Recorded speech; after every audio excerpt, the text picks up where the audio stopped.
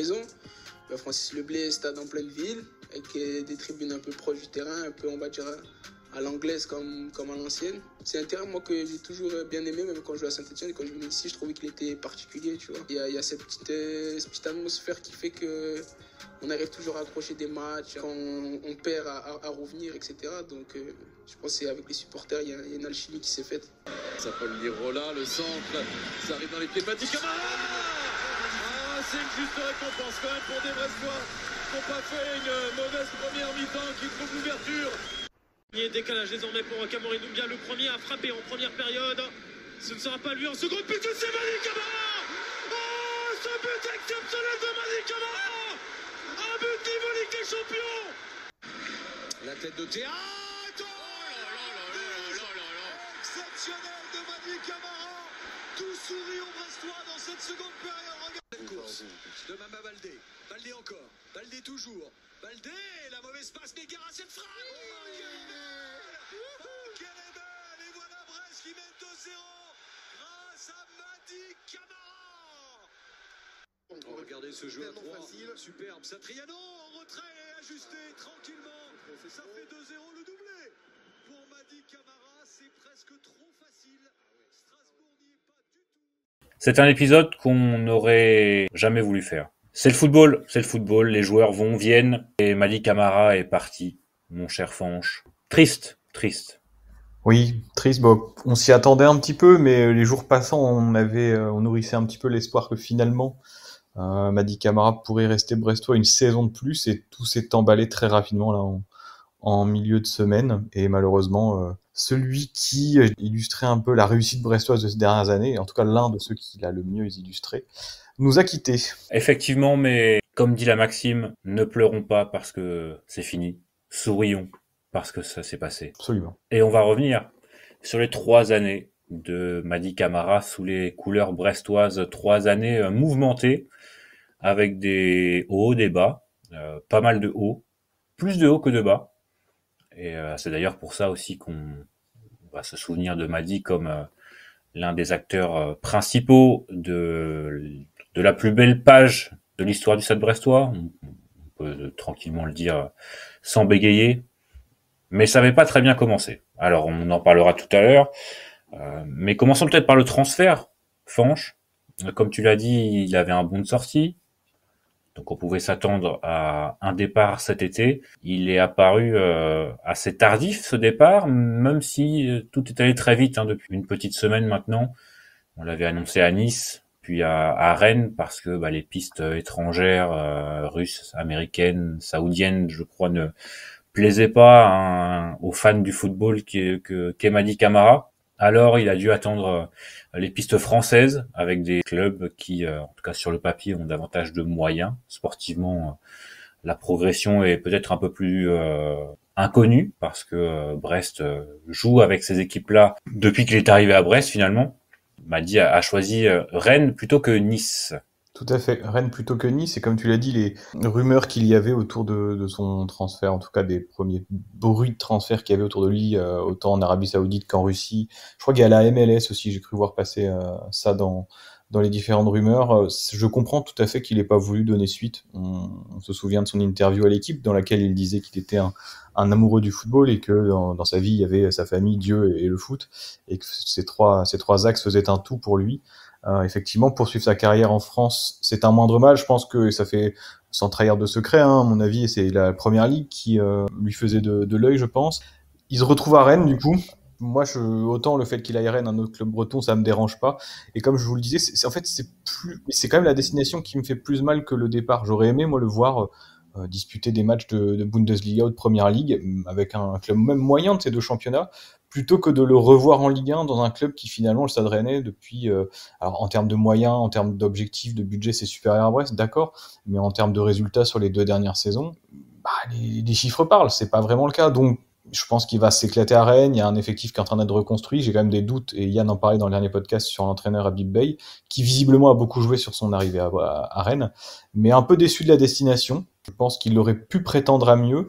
Et ça pose aussi la question, on en parlera après si tu veux, mais de la manière dont Brest arrive à vendre ses joueurs. Mais bon, évidemment, malgré la déception de la destination, je lui souhaite naturellement de réussir à Rennes, de s'éclater et tout simplement le meilleur pour la suite de sa carrière. On lui souhaite de réussir à Rennes, mais on souhaite à Rennes de rater sa saison. Oui, à moins qu'on finisse premier, deuxième ou européen et eux juste derrière nous. Mais toi, tu en penses quoi de cette destination? Est-ce que tu es surpris? Est-ce que tu trouves que c'est mieux d'ailleurs peut-être qu'il reste en France plutôt qu'à l'étranger? Quel est ton sentiment là-dessus? Je suis assez d'accord avec toi dans le fond, particulièrement sur le fait que Rennes ne semble pas vraiment être un tremplin sportif. En fait, Malik Camara maintenant arrive dans le fleuron de sa carrière. Il a 27 ans, si je dis pas de bêtises, 27-28 ans. Pour moi, ce transfert devait être le gros transfert de sa carrière. Parce que là maintenant, il va peut-être rester 2-3 saisons à Rennes.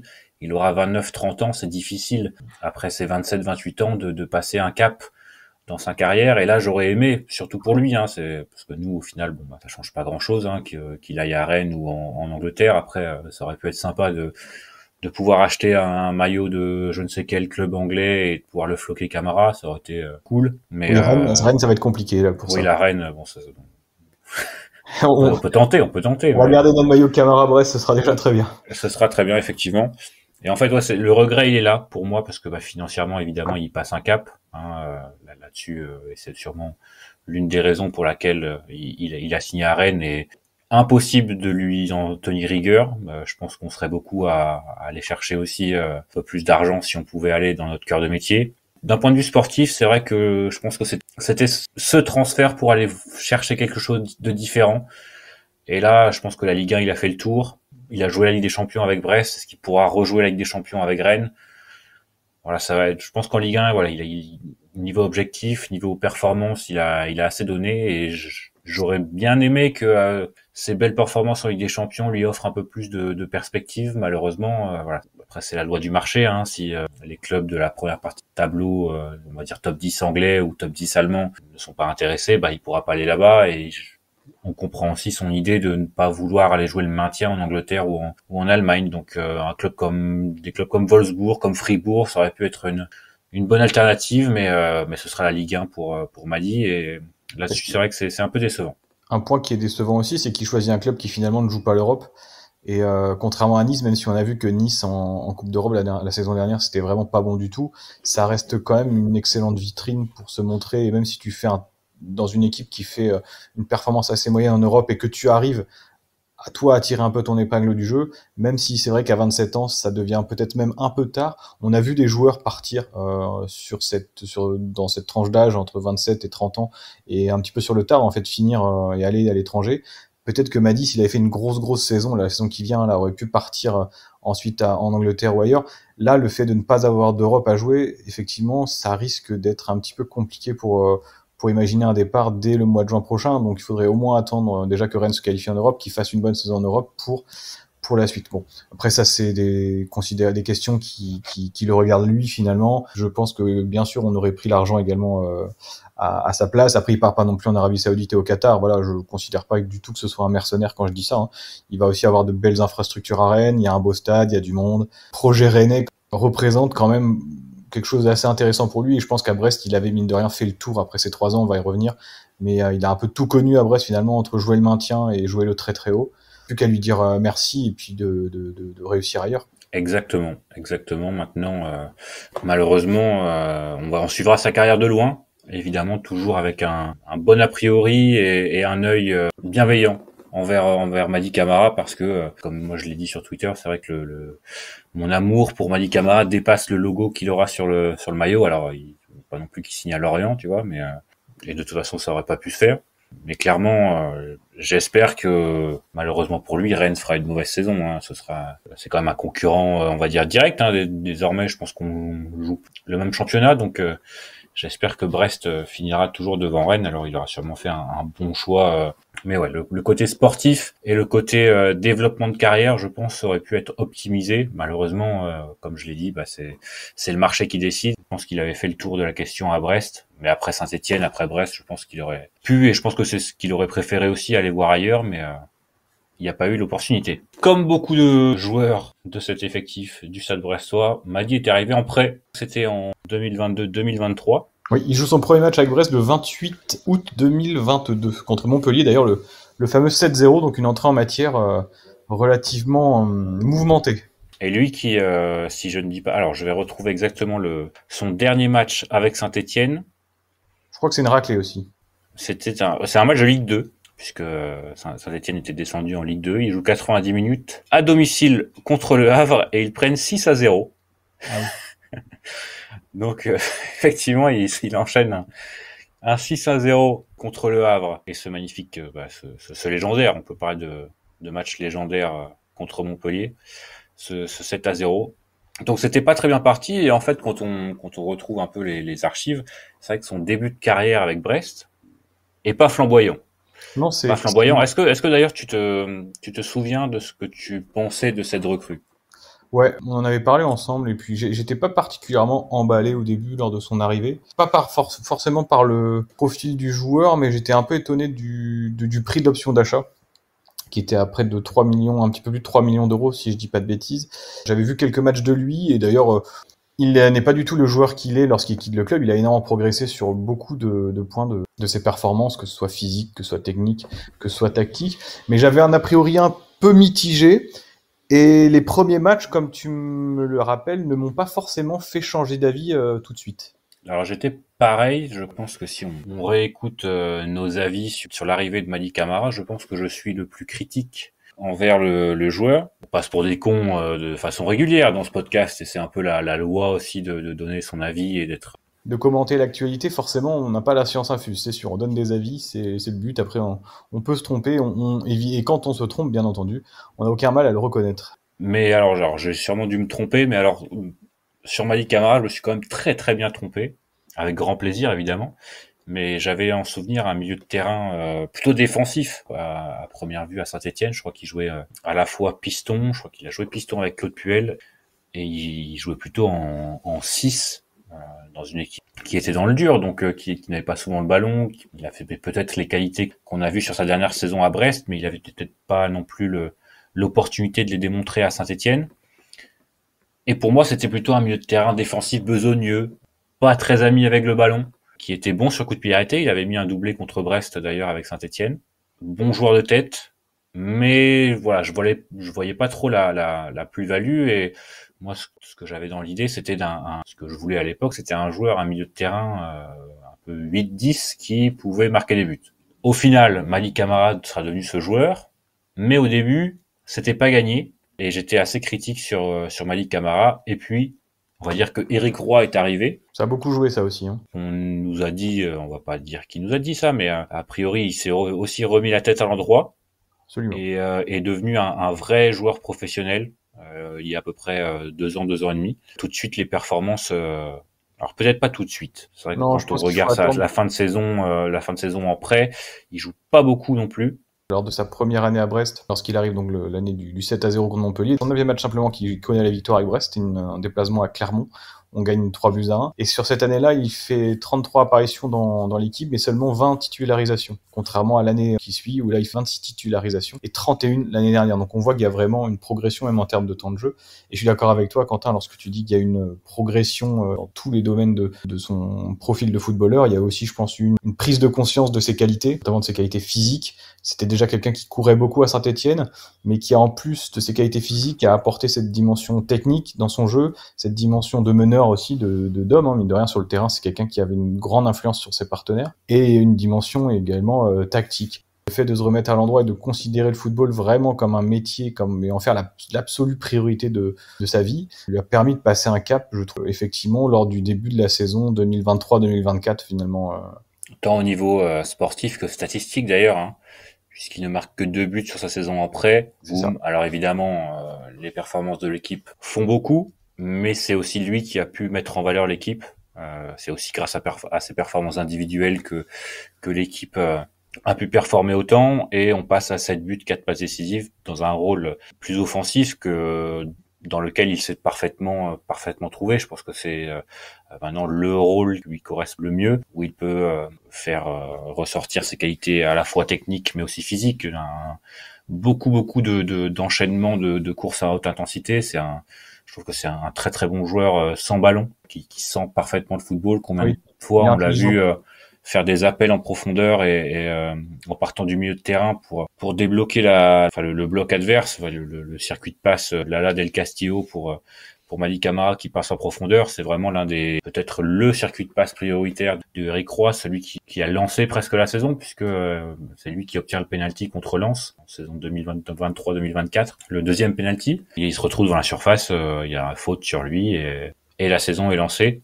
Pour moi, c'était vraiment le joueur le plus important de cette saison parce que c'était le plus difficile à remplacer par son profil unique de joueur de milieu de terrain capable de se projeter et d'être décisif dans les zones de vérité, que ce soit même offensif mais aussi défensif. Un travail de pressing, un travail de récupération qui va être difficile à remplacer pour le Stade brestois, mais qu'on a parfaitement vu sur cette saison 2023-2024 qui restera peut-être sa plus belle avec Brest, en Ligue 1 en tout cas. Si je te demande quelques souvenirs un peu plus précis maintenant, au-delà du profil général du joueur que tu as décrit assez largement, de sa palette tactique et physique, si je te demande quel souvenir tu as de lui, peut-être 2-3 moments clés de son passage brestois, est-ce qu'il y a des choses qui t'ont plus marqué? Parce que je sais que les trucs tout bêtes, on rigolait notamment beaucoup de sa coiffure, et qu'à un moment donné, quand Mady avait les cheveux longs, on ne perdait plus. Mais à part ça, est-ce que tu as des buts qui te reviennent en tête, des matchs, des gestes, des moments, Mady Camara, qui t'ont marqué, que tu garderas en mémoire? Moi déjà, la première chose que je vais retenir de Mady, c'est la façon dont il court, qui est assez singulière, je trouve. Avec son short à la Jacques Chirac? Ouais, il a ce short haut et des foulées qui sont assez basses, je trouve. Enfin, il a une façon de courir qui diffère pas mal des autres joueurs, je trouve. C'est difficile à expliquer, mais elle me semble pas normale. Alors, elle est très efficace et il y a pas de raison qu'il la change, mais c'est vrai qu'il avait une façon de courir, je trouve, qui est assez unique. Alors évidemment, je pense que tous les deux, Mady Camara pour nous c'est Strasbourg. Bien sûr. Le triplé, je pense que ce sera peut-être le seul dans sa carrière. On va lui souhaiter d'en mettre davantage, mais clairement un triplé et un triplé de beau but. Alors il y a ce penalty offert, je pense, par ses coéquipiers à Strasbourg, et c'est aussi un match en plus ultra important. Hein. D'ailleurs, je crois qu'Éric Roy avait un petit peu râlé lorsqu'il oui, c'est vrai. Que c'était Mady Camara qui avait tiré, parce que de mémoire en conférence de presse, il a dit heureusement qu'il le marque parce que c'était pas du tout lui qui était prévu, et que il avait peut-être senti à ce moment-là un peu de décontraction de la part de l'équipe, alors que on était quand même qu'à 2-0. Mais bon, évidemment, Mady avait marqué le troisième but, donc c'était bien passé. Mais c'est vrai que ce match-là contre Strasbourg, moi je me souviens très très bien encore d'où j'étais quand je le voyais. Oui, pareillement. Et autant le premier but est assez chanceux, mais le deuxième est très beau. Il fait un très bon match ce jour-là. Et c'est curieux, hein, c'est un peu le match comme le jour où Batokyo met son triplé contre, si je dis pas de bêtises, contre Strasbourg aussi. Oui, et le 5-0, jour où Doumbia marque son quadruplé, c'est le genre de match où certains joueurs sont un peu touchés par la grâce. Tout ce qu'ils tentent finalement est fini par être réussi. Et ce jour-là, Mady Camara, c'était le Mady Day, hein, vraiment une grande performance. Si le match s'était joué un mardi, ça aurait pu être le Mardi Camara, mais je crois que ça devait être un samedi soir, je crois, à 21h. Tout à fait, samedi 21h sur Canal+. Buteur contre Rennes, d'ailleurs, puisque comme il l'a même posté, il l'a rappelé sur son au revoir sur Instagram, une belle photo. Buteur également à Toulouse, hein, évidemment. Je me souviens pareil. Il ouvre le score en plus. Toi qui étais au stade, moi j'y étais pas, et en fait j'y étais pas, et à ce moment-là c'était le début de deuxième période, et je sais pas pourquoi j'avais rebasculé sur le multiplex. Après, tu sais comment ça marche un multiplex, généralement quand il y a un but quelque part ça crie et là t'entends le but à Toulouse, hein. Et je vois Mady Camara qui a la main sur la tempe et qui va vers le parquage brestois, parce que forcément j'avais pas encore vu le but, je voyais simplement la célébration. Et après, en ayant revu le but, c'est vrai qu'il est absolument dingue, ce but de Mady Camara contre Toulouse, pleine lucarne, potentiellement son plus beau avec Brest. Une ouverture du pied somptueuse. Je savais pas, tu vois. Je crois que le gardien fait l'arrêt des yeux. Je pense que si on t'avait dit, lorsqu'il est arrivé à Brest et après ses 7-8 premiers matchs, que 2 ans plus tard il mettrait ce genre de but, t'aurais eu beaucoup de mal à le croire, et ça participe de sa progression. Oui, puis il y a le but contre Marseille, alors il est très beau dans une défaite 5-1. Peut-être encore plus beau. Évidemment, je suis obligé de citer le but contre Salzbourg, que j'ai eu la chance d'y être. Il participe au festival du Stade Brestois. Il ouvre son compteur avec des champions, pas en Europe parce qu'il avait déjà marqué avec Saint-Etienne. J'ai vu ça. Beaucoup de buts importants face à des adversaires de prestige. J'en ai un autre aussi en mémoire, et c'est peut-être la dernière grande émotion qu'il a pu procurer aux supporters du Stade Brestois. C'est son but contre Monaco l'année dernière, 90e minute, lorsqu'il donne la victoire au club. C'est, je crois d'ailleurs, son dernier but avec Brest, si je dis pas de bêtises. Tout à fait. Et celui-là aussi, alors c'est pas forcément le plus beau parce que Philippe Keuns n'est pas totalement impérial sur ce coup-là, mais le bruit dans le stade, la célébration, et puis on reprend un petit peu espoir à ce moment-là pour une qualification européenne. On avait très rarement battu Monaco à domicile ces dernières saisons, et donc ce but-là aussi m'a beaucoup marqué. Mais c'est vrai que quand on pense à Madi Camara, évidemment, il y a le joueur. Maintenant, je pense que Fanch, on est à des âges où on n'idolâtre plus beaucoup de joueurs. Mais par contre, il y a quand même certaines individualités qui nous touchent davantage. Et je pense que quand on pense à Madi Camara, je pense que c'est ça qui va ressortir. Tout à fait. C'est au-delà même du joueur du Stade Brestois, c'est la combinaison de tout. C'est le fan de foot. C'est je pense le joueur qui embrasse le plus ce qu'aime un supporter du Stade Brestois. Il se bagarre tout en étant un joueur de football de qualité. C'est vraiment le meilleur des deux mondes. Et quand on regarde l'ensemble des messages qu'a reçu Madi Camara sur les réseaux sociaux, allez, on est à 99,9%. Si on va chercher vraiment dans les tréfonds d'Internet les quelques messages qui sont complètement cons et qui critiquent le Madi Camara, que ce soit le choix du transfert à Rennes, c'est ça. Ouais. Les Niçois qui aiment pas parce qu'il a été chercher plus d'argent à Rennes. Je n'ai jamais vu autant de messages positifs pour un joueur que sur ce départ de Madi Camara, et ça me rend heureux pour lui. C'est vrai. Mais globalement, c'est assez rare d'avoir une unanimité comme ça sur le départ d'un joueur. On en a vu quelques-unes, mais à Brest, on sait quand même reconnaître et remercier les joueurs lorsqu'ils partent. En tant que supporter de Brest, on sait très bien qu'on va pas pouvoir garder nos meilleurs éléments ad vitam aeternam. On sait que la plupart sont uniquement de passage. Je pense à des Romain Perrault, des Franco Nora qui aussi dont le départ avait été salué assez unanimement à l'époque. Et Madi Camara fait partie de cette caste-là. Alors je disais moi un petit peu précédemment, j'en parlais notamment à vous, que ce départ, tu as raison, on n'est plus là pour idolâtrer les joueurs. Malgré tout, il m'a beaucoup touché, Madi Camara, et ce départ me fait à peu près la même chose que le départ de Gaëtan Charbonnier, où vraiment j'avais senti un peu un vide, une page qui se tourne, en disant mince, Charbot est parti. Et là, Madi Camara, c'est pareil, parce que c'est vrai qu'on a beaucoup apprécié le joueur, sans révéler quoi que ce soit. Aussi, on a pu parfois échanger un petit peu avec lui de notre côté, et ça a toujours été très agréable. Il a toujours été extrêmement disponible et toujours très très sympa aussi avec nous. Je pense qu'il a été avec l'ensemble des supporters, et ça fera très bizarre de ne plus le voir à l'échauffement et de ne plus le voir à côté d'Hugo Magnetti au milieu de terrain. Ça fait bizarre. D'ailleurs, il nous a touché suffisamment pour que le flocage de notre maillot Ligue des Champions soit à son effigie. Tout à fait, effectivement, c'est un maillot Madi Camara, numéro 45, qui restera un maillot historique. Qu'on continuera à porter avec plaisir. Quoique le mien, le logo Ligue des Champions commence à se barrer. Ah mince, moi je crois que je vais devoir arrêter de le porter un petit peu, oui. parce que j'ai pas envie qu'il se barre. Voilà. C'est quand même la principale raison pour laquelle on l'a acheté. Pas envie qu'il se barre, et on pense aussi voilà, ça me revient immédiatement là. Il avait prolongé en décembre dernier son contrat, et il y avait une belle vidéo aussi avec Kenny Lala, où Madi Camara et donc le latéral droit avait rendu visite à des enfants malades. Je crois que c'était à Morvan, et ça participe aussi à l'image qu'on a de Madi Camara, qui est une personne bienveillante, authentique, qui aime profondément son métier, ce qui change de certaines.